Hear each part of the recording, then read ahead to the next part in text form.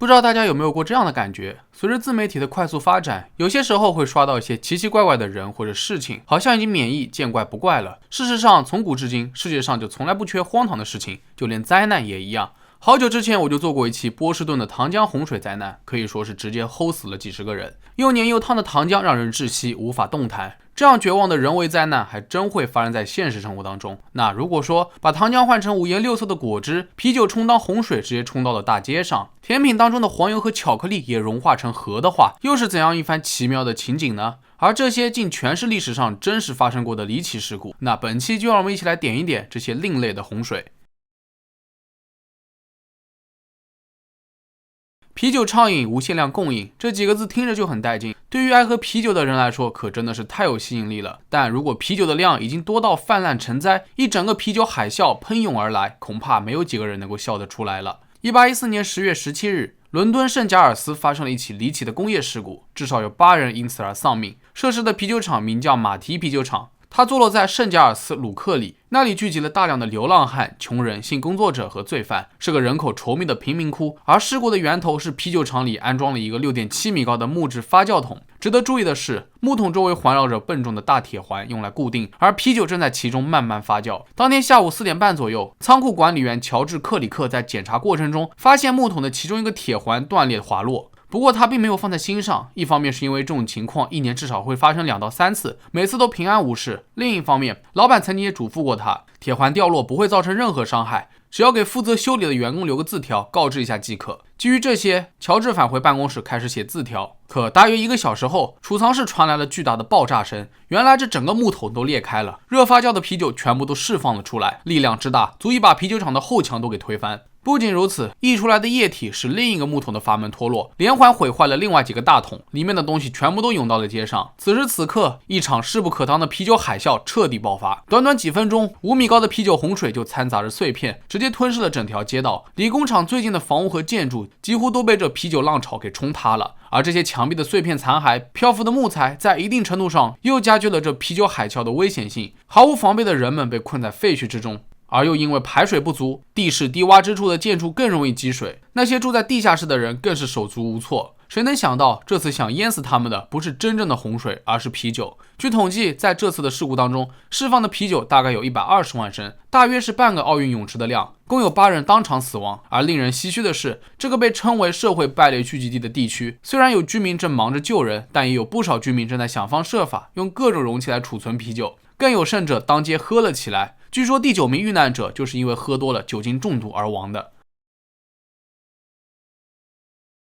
然而再怎么说，酒精的度数并不高，酒精中毒那位也纯属意外。但下面的这起灾难虽然明面上是火灾，可遇难者的死因却与大火毫不相干。1875年6月18日晚上8点，爱尔兰都柏林自由街的钱伯街响起了火灾报警，原来是一座存放着烈酒的仓库着火了。据了解，仓库里面大约存放了5000桶烈酒，大多数都是威士忌。由于仓库本身没有足够的安全防御措施，所以起火后，火苗瞬间就窜到了10米高。更可怕的是，当火焰烧到装有烈酒的木桶时，它们突然集体破裂，高度易燃的威士忌瞬间就像是岩浆一样流了出来，蔓延到了都柏林自由街的各大街区。大家想象一下烈酒着火的画面，而且是5000桶的海量，所以无论是多么狭窄的街道都能够被烈酒淹没，最终形成了一条燃烧的威士忌河流。然而即使消防员在第一时间出动，对此也束手无策。首先，威士忌是液体，它能够轻松渗透到各个角落或裂缝，即便是消防员在道路上洒满砾石，都没有办法掩埋着威士忌河流。其次是这些威士忌是没有经过稀释的，纯度非常的高，极其易燃。如果直接浇水灭火，那酒精反而会浮在顶部，更是不可取。最终消防队长意识到，他们需要用有机物来阻止威士忌河流的流动。好在自由区有许多制革厂，消防队利用皮质的有机废物混合着马粪、灰烬，终于成功阻挡了这条河流。第二天凌晨4点，大火被扑灭。令人意外的是，虽然大火几乎烧毁了整座城市，但没有人因此而丧命。可是离谱的事情没有完，起火后，许多围观群众都沿着威士忌河聚集，他们脑袋里面想的不是救火，而是该如何白嫖最多的威士忌。大部分人是拿着随身携带的杯子或者水壶来舀酒，发现还不够，于是想尽一切办法，甚至脱掉了帽子和靴子来装威士忌。当时几乎每个聚集在路边的人都在用双手捧着威士忌喝，所有人都沾沾自喜，捡到了大便宜。殊不知，尚未被稀释的威士忌威力相当的大，很快陆续就有喝多的人因酒精中毒而突然倒地，变得不省人事。被送往医院后，几乎都是深度昏迷的状态，最终共有13人在此次灾难当中去世。离谱的是，没有人在大火当中丧生，全都是因为贪心酒精中毒而死的。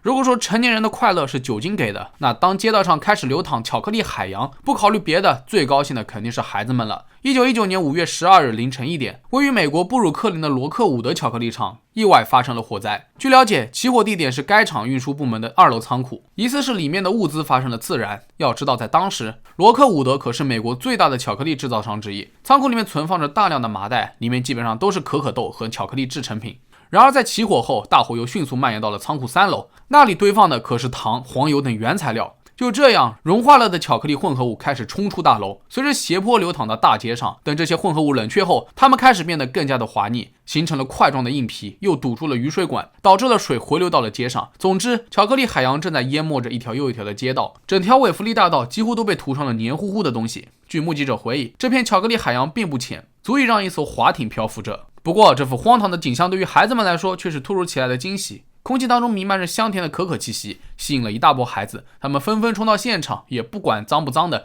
直接跪倒在地上，用手咬着巧克力往嘴里面送。孩子们是玩嗨了，但这场面可把消防员给难住了，滑腻的巧克力海让他们寸步难行。其实在一开始，警察和消防员都没有阻止孩子们，大约1小时后，他们才将孩子送回附近的学校。巧克力工厂的仓库肯定是保不住了的，消防员的营救任务主要是保护邻近的建筑。好在后来他们成功控制住了火势，到上午11点，大火基本被扑灭。至于事故现场，处理起来也是很麻烦的，有一队消防员留在原地，负责从建筑物的地下室抽水。纽约市街道清洁队也出动了，在污水处理部门的共同配合下，一点一点的清除了所有的巧克力和黄油。好在这次事故中没有人员伤亡，工厂损失了超过75000美元，大概是现在的127万美元。